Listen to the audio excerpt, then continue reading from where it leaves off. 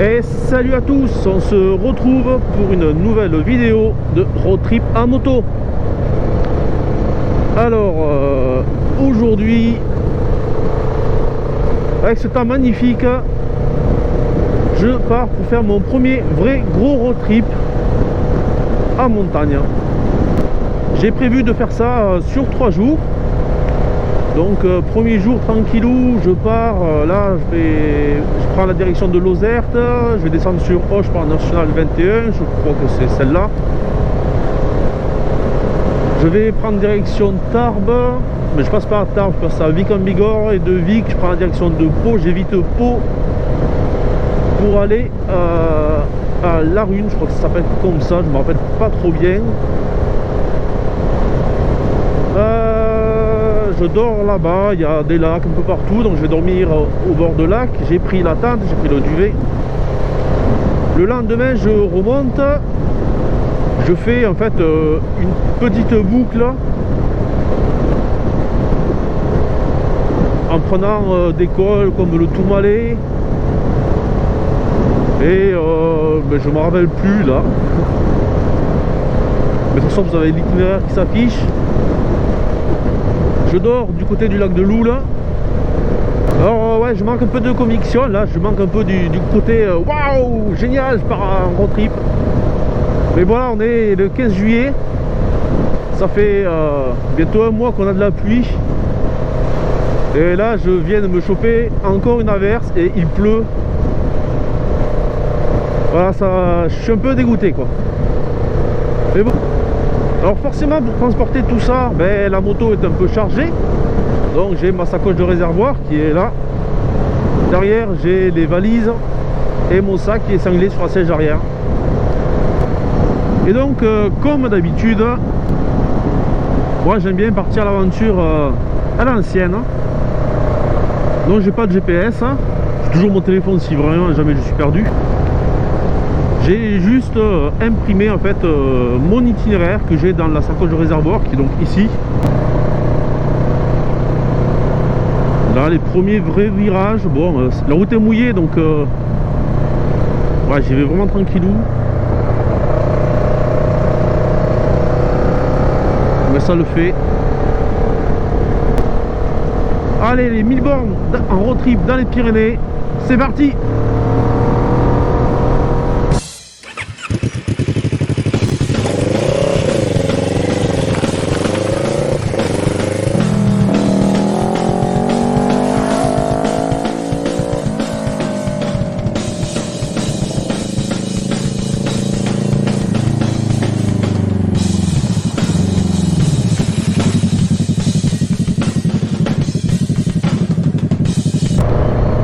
Alors après Valence d'Agen, Cahors est indiqué.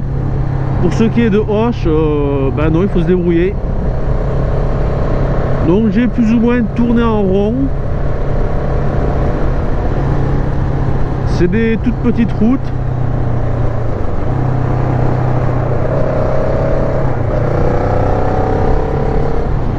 Bon, c'est pas désagréable, mais bon, il n'y a pas de panneau, il n'y a rien. Donc c'est un peu fatigant quoi.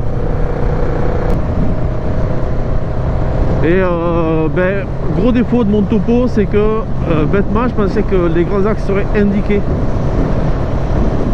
et je m'aperçois que non. Donc il va falloir que je le modifie, que je marque le nom de certaines grandes villes. Donc voilà, c'est en faisant des erreurs qu'on apprend. Je sais que la prochaine fois je ferai du coup différemment. Et ça y est, après 3 heures de route, j'arrive enfin dans les Hautes-Pyrénées. Bon, je sais que j'avais dit que je ne mettrais pas le GPS, mais en vrai là, j'ai tellement tourné en rond. Partir sans GPS, c'est retrouver le goût de l'aventure. Suivre la carte, le topo, c'est un retour aux sources des premiers baroudeurs. Mais l'aventure, avant tout, ça se prépare. J'ai appris dans le Gers, où rien n'est indiqué, qu'il ne suffit pas de suivre la ligne verte d'une carte approximative.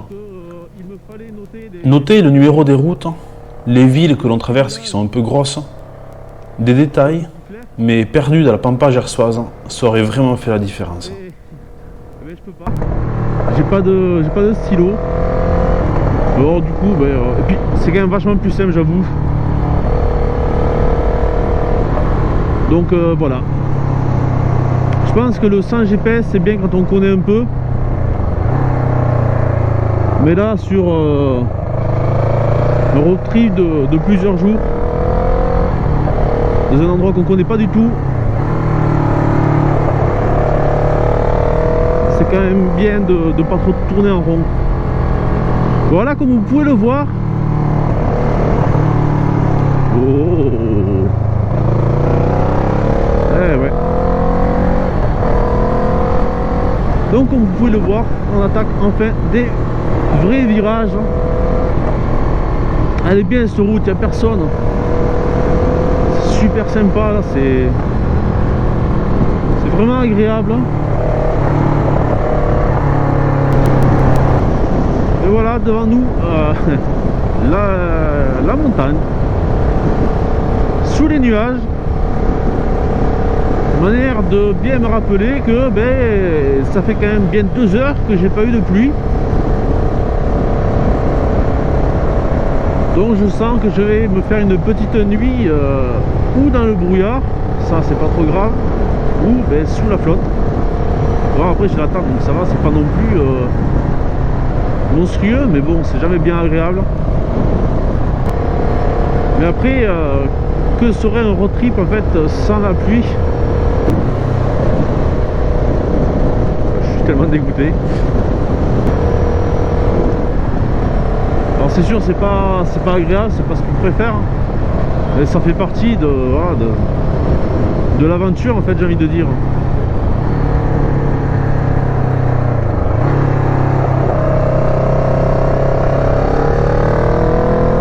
Et puis un peu de pluie, c'est vite oublié.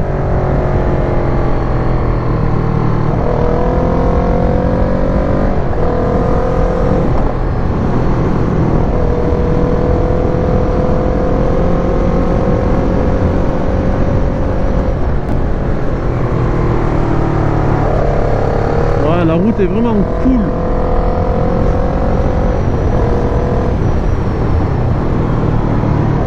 Ça fait plaisir de rouler dans les Pyrénées quand même.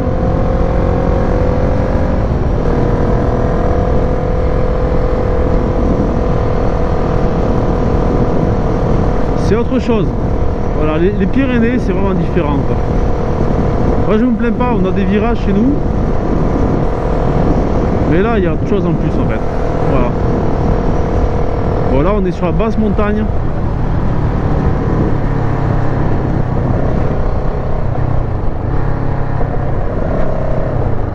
Ah, et eux aussi ils voyagent. Hein. Oh, ils viennent d'Italie là. C'est énorme. Alors petit quad là.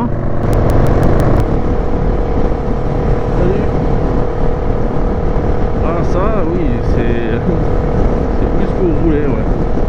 On va pas avoir mal au cul comme moi. Eh ben les amis, c'est magnifique là quand même. Bon, hormis cette ligne.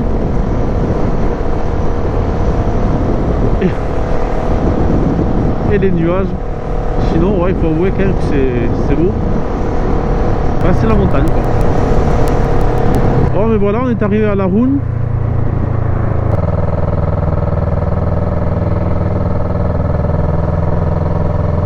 Il y a des vélos qui sont un peu vieux quand même.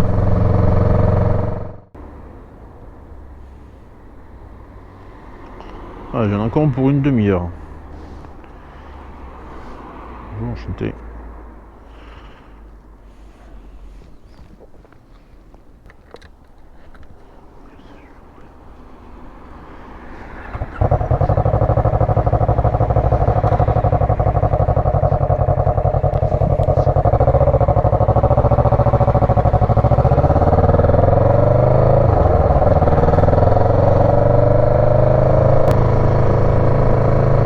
Alors du coup j'ai mis le GPS, c'est à une demi-heure d'ici.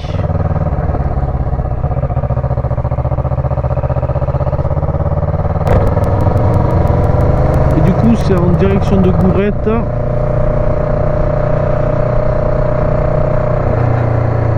Mais je ne vais pas à Gourette, je vais de l'autre côté d'un petit lac dont je n'ai pas le nom. Voilà, quand je vois ce qu'il y a là-haut, je me dis que c'est moche là. Si c'est que une couverture nuageuse, ça va. Mais si il pleut, je sais quoi.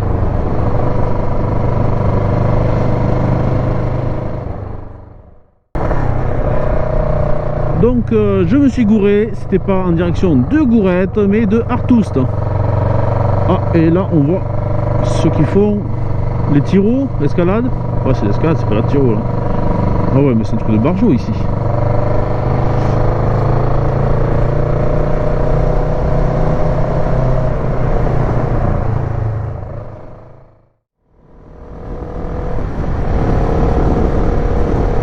Ah, on a un peu de rythme là.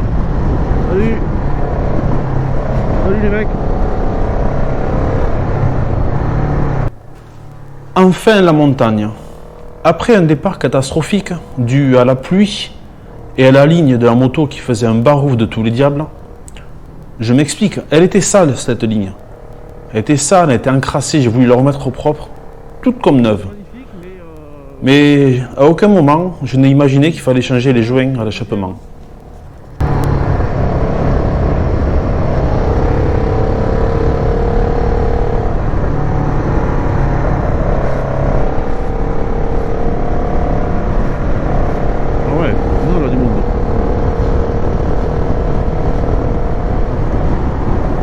Et au dernier moment, commander les joints qui devaient arriver bien après mon départ, j'ai dit tant pis, j'ai essayé de rafistoler un petit quelque chose avec des briques de lait. Ça a tenu une cinquantaine de bornes et puis voilà, bruit de casserole. Le bruit de casserole de la moto qui vient, qui bombarde le casque, la pluie, oh là là, ça m'a mis un coup de blues.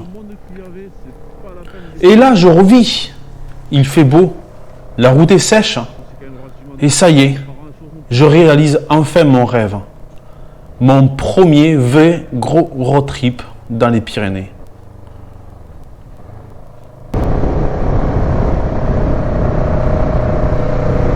Oh là là, il y a un torrent en bas là. La remontée du Gave d'Osso est vraiment magnifique. Le canyon, les couleurs, cette eau qui serpente le long des cailloux, ça donne vraiment envie de s'arrêter et de jeter une petite ligne pour taquiner la truita.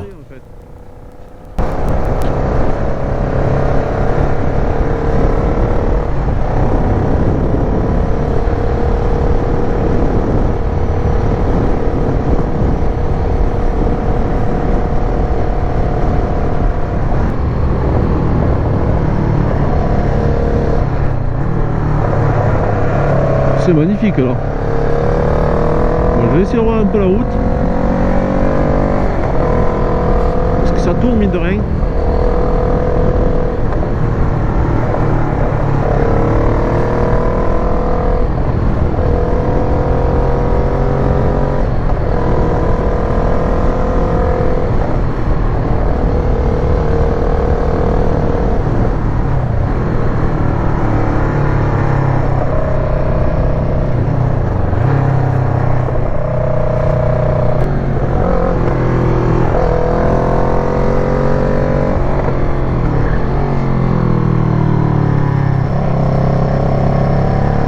Oh là, je me fais plein les enfoirés.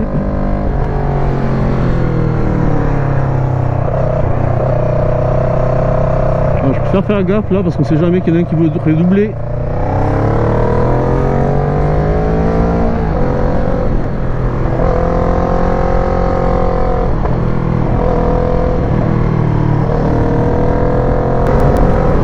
Voilà, clairement, en 47 chevaux, il manque vraiment de puissance quoi.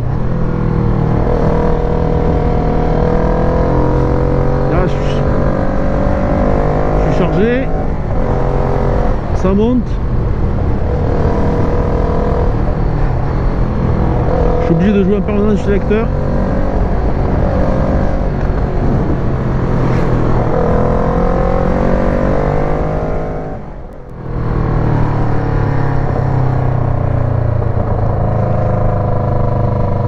Ah, elle est cool cette montée.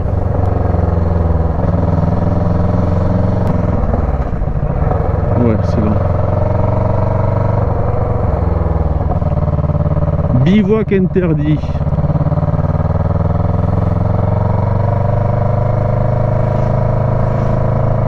Et je fais comment moi, pour dormir? Le bivouac, c'est pour moi le fait de choisir de dormir dehors, n'importe où, sans avoir la sécurité de trouver un palace. Je trouve qu'un road trip rime avec bivouac. Et là, je me dis que ça va être compliqué, mais vraiment compliqué, mais pas insurmontable. Parce que rien n'est infaisable. Le bivouac, c'est la liberté. C'est par là que je dois camper.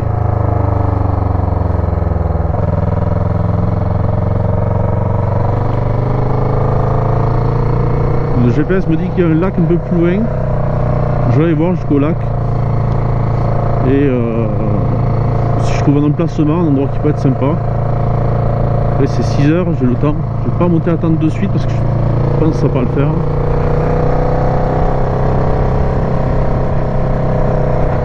Je vais, donc là, on est presque au lac. C'est pas mal. Là, on est presque au lac, on monte, il y a du brouillard. Je vais aller voir si je trouve un emplacement sympa au bord du lac pour mettre ma tente. Et voilà, cette première journée se finit quand même plutôt pas mal. Bon, il y a du brouillard, c'est vrai. Mais la route est agréable, ça m'a fait presque oublier les débuts désastreux avec la pluie et vraiment le bruit dû à l'échappement. Donc c'est vraiment agréable quoi. Voilà, je finis bien.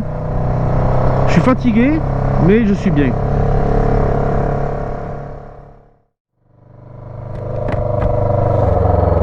Ah, lac d'Ayous. Ah ouais, mais là ça va pas le faire. Hein. En préparant le topo, je voulais passer la première nuit au lac d'Ayous. Mais là, le lac d'Ayous, ben, c'est pas possible. C'est une réserve, il n'y a que du caillou. Et puis le cadre ne fait pas trop rêver avec ce brouillard. Oups. Oh putain, ça marche quand même pas mal là.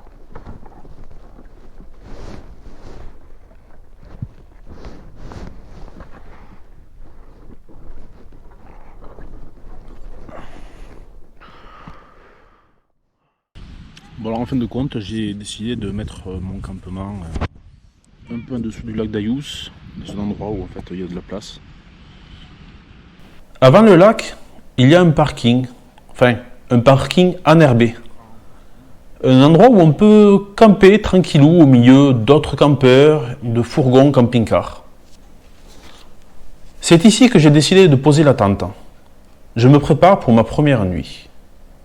La journée derrière, un cadre à la hauteur de mes espérances, c'est sur ces images de chevaux en liberté que je vous quitte. Ouais, des ânes aussi.